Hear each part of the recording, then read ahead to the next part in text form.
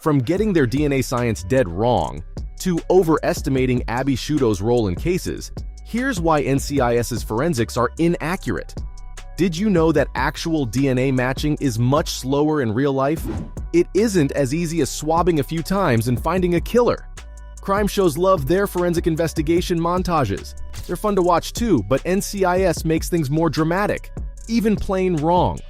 Think about the time Casey Hines solved her case in the season 16 episode Beneath the Surface, where she tries to find the killer's DNA by swabbing public toilet seats because the team found 2 dead bodies there. She's super frustrated. There are tons of different DNA samples in places like those.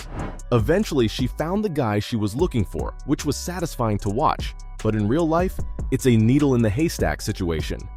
Let me introduce you to Jennifer Shen, a forensics expert who revealed that in this case, finding a match is like having 10 1,000-piece puzzle pieces jumbled together. So how do you separate those puzzle pieces in time? Shen said that this situation is an extreme one. Since a public toilet carries 1,000 samples, it would have taken the experts a lot of time to solve, and they'd have to rely on other investigative practices. While it was an exciting plot point, NCIS shows us a different case in each episode and solves it within an hour. Wildly inaccurate, if you ask me.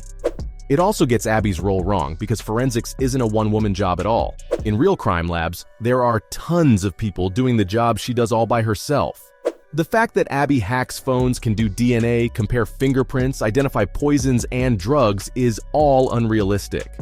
She does even more on the show. From being an expert in 10 things to knowing random facts offhand, she sets an unrealistic standard. You gotta realize that in an investigation, every tiny detail matters. That's why scientists specialize in certain fields and only do one thing on the job. Hell, it takes 1 to 5 years to train a scientist in one thing. A real-life Abby would be stuck in training for 12 years. If you want to go into this field, just know you'll need a whole lot of training, and don't reach for Abby's level. It doesn't exist. Each role needs a lot of research, taking more time than an hour to solve. Another thing they get wrong is how Abby finds amazing evidence, analyzes it in a week, and boom! Case solved. It takes weeks to analyze evidence. You simply can't solve a crime that fast. Every crime show fan knows protocol is important, but NCIS's forensics are bite-sized, sped up like a TikTok song, and wrapped up impossibly fast. Even if Abby's real-life counterpart was a prodigy, she wouldn't be able to run a crime lab by herself. Speaking of protocol, they get that wrong too. Newsflash, you never eat at a crime scene.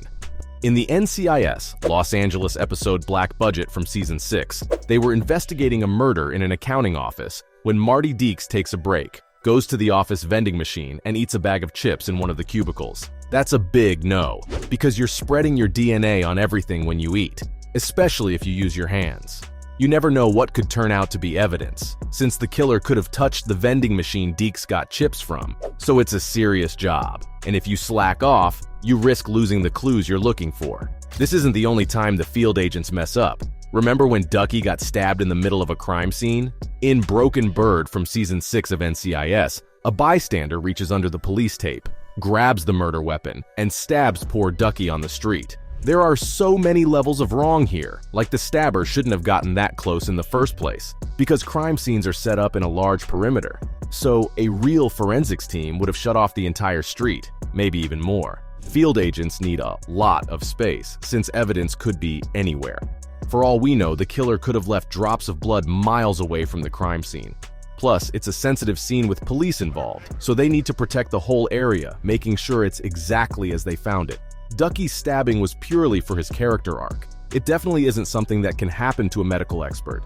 Speaking of those, the real NCIS doesn't have its own medical examiners. Sorry, Ducky fans. Instead, special agents work with military and state examiners, so each time they work a case, they consult with different autopsy specialists, doctors, and morgues.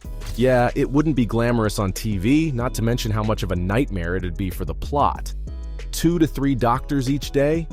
The show would have to double its actors for that, and Jimmy Palmer's no less. Not only is he a medical examiner, he's a really bad one. For starters, he didn't hire an assistant, taking on 3 jobs all by himself. Second, he was in med school for 12 years. No forensics and crime department would have approved him in real life. What's worse is how Jimmy fails his mock exam many times, keeping it a secret from the higher-ups. Doctors need to pass these exams regularly, otherwise they lose their certification and get suspended. Again, crime's a serious thing to work in, so you best believe they rule with an iron fist. After all, working with dead bodies is no joke, which is another thing they mess up. You can't narrow down the time of death. Take it from a forensics expert herself, Sherry Forbes. She said that while NCIS scientists give a death time in minutes, real ones can't find it out that accurately. They don't have a method for that yet, and it's impossible to narrow the time of death down in hours, too. Abby and Ducky are also the wrong people for this job, since forensic pathologists are your best bet for finding the death time. And instead of a set time, they give a time frame of what it could have been, give or take 6 to 8 hours. Another big thing in the show is DNA, and apart from getting the science wrong, NCIS gives too much importance to it. It's become a buzzword now. Forbes explained that they don't always need to collect DNA samples, as it depends on the crime. We see Abby and Casey work their butts off to find a matching sample, but that's not the only way to find a criminal. If you don't find a sample on the crime scene, it doesn't mean the killer wasn't there.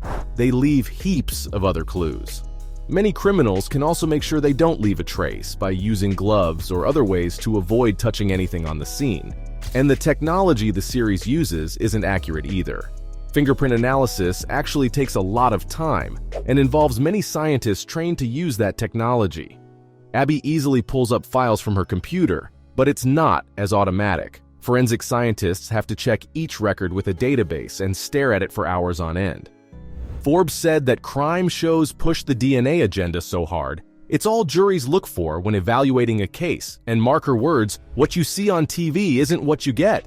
It's the same with the fashion on the show. Abby's dressing sense is totally wrong. I don't mean her cool gothic look, I'm talking about her lab coat with plain clothes underneath. Another expert, Xanthi Mallet, revealed that NCIS misses the mark on scientist fashion, since real ones wear white Tyvek suits or bunny suits so they're covered head to toe at all times. Come on, they have to be since they're working in sterile labs. Any contamination on the equipment can mess up a test.